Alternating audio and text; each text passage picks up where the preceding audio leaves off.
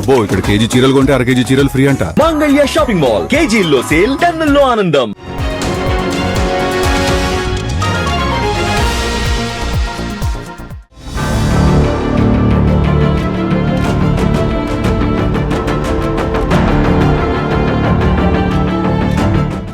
Ahmedabad air India విమాన దుర్ఘటనపై ప్రాథమిక నివేదిక బహిర్గతమైంది.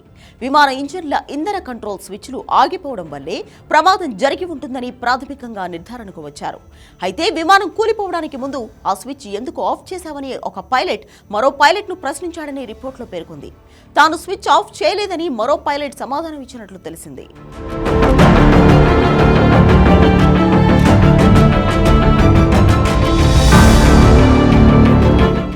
అహ్మదాబాద్ లో జరిగిన విమాన ప్రమాద ఘటనపై air craft accident investigation bureau ప్రాథమిక నివేదికను విడుదల చేసింది. 15 పేజీలతో ప్రాథమిక నివేదికను సమర్పించింది.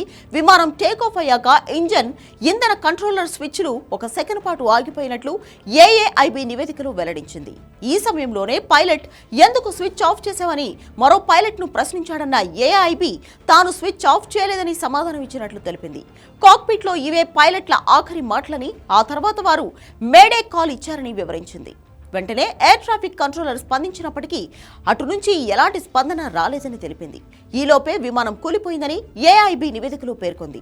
అయితే ఈ ప్రమాదంలో ఎలాంటి కుట్రకోణం లేదని ఏఐబి నివేదికలో తెలిపింది.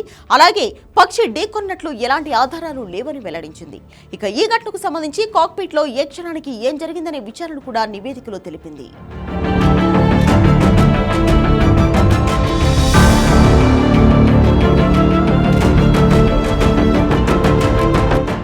నివేదికలో అనేక విషయాలు ఉన్నాయి. ఢిల్లీలో విమానం బయలుదేరే సమయం నుంచి కూలిపోయే వరకు టైం టు టైం డీటెయిల్స్ పొందుపరిచింది ఏఐబి. జూన్ 12 ఉదయం 11:17 ఫ్లైట్ ఢిల్లీ నుంచి వచ్చి అహ్మదాబాద్లో ల్యాండ్ అయింది. మధ్యాహ్నం 1:10:38 విమానాశ్రయం నుంచి బయలుదేరేందుకు విమానం సిద్ధమైంది. మధ్యాహ్నం 1:25:15 టాక్సీ క్లియరెన్స్ అనుమతి ఇచ్చింది ఎయిర్ ట్రాఫిక్ కంట్రోల్. 1 నిమిషం తర్వాత విమానం బే 34 నుంచి R4 టాక్సీవే మార్గంలో 23వ రన్వే పైకి చేరుకుంది. మధ్యాహ్నం 1:32:03 గ్రౌండ్ నుంచి టవర్ కంట్రోల్కు విమానం మారింది. మధ్యాహ్నం 1:33 టేక్ ఆఫ్ క్లియరెన్స్ జారీ అయింది. మధ్యాహ్నం 1:37:37 విమానం టేక్ ఆఫ్ అయింది. మధ్యాహ్నం 1:38:39 విమానం గ్రౌండ్ సెన్సార్లు ఎయిర్ మోడ్లోకి వెళ్ళాయి. దీంతో లోహ విహంగం గాల్లోకి లేచింది. మధ్యాహ్నం 1:38:42 విమానం గరిష్ట వేగం 180 knots అందుకుంది. ఆ మరుక్షణమే విమాన ఇంజిన్ 1, ఇంజిన్ 2కు చెందిన ఇంధన స్విచ్లు రన్ నుంచి కట్ ఆఫ్ కు మారాయి. 1 సెకను తేడాతో ఈ రెండు ఒకదాని తర్వాత ఒకటి ఆగిపోయాయి.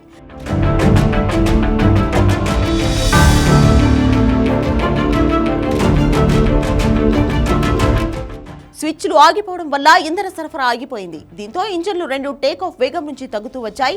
ఈ సమయంలోనే స్విచ్లు ఎందుకు ఆపారంటూ ఒక పైలట్ మరో పైలట్ ను ప్రశ్నించగా తాను చేయలేదని మరొక పైలట్ సమాధానం ఇచ్చాడు. ఈ మాటలు కాక్పిట్ వాయిస్ రికార్డర్లో రికార్డ్ అయ్యాయి. ఎయిర్పోర్ట్ పెరిమీటర్ గోడను దాటిన వెంటనే విమానం ఎత్తు తగ్గుతూ కిందకు రావడం సీసీటీవీలో రికార్డైన దృశ్యాల్లో కనిపిస్తోంది. మధ్యాహ్నం 1:37:47 కట్ ఆఫ్ నుంచి రన్ కు మారిన విమానం మొదటి ఇంజన్ ఇంధన స్విచ్. మధ్యాహ్నం 1:38:56 కట్ ఆఫ్ నుంచి రన్ కు రెండో ఇంధన స్విచ్ మారిపోయింది. ఇంజన్ కంట్రోల్ స్విచ్లను రన్ కు మారినప్పుడు ప్రతి engine full authority dual engine control automatic గా రిలైట్ ఇస్తుంది. అప్పుడు ఇంధనం వచ్చి థ్రస్ట్ రికవరీ అవుతుంది. ఈ విమానంలో మొదట ఇంజిన్ తిరిగి ఆన్ అవ్వడం ప్రారంభించింది. కానీ రెండో ఇంజిన్ మాత్రం నిర్దిష్ట వేగాన్ని అందుకునేలా చేయలేకపోయింది. మధ్యాహ్నం 1:39:05 విమానం ప్రమాదంలో ఉన్నట్లు గుర్తించిన పైలట్లు మేడే మేడే మేడే అనే సందేశాన్ని పంపించారు. మధ్యాహ్నం 1:39:11 డేటా రికార్డింగ్ ఆగిపోయింది.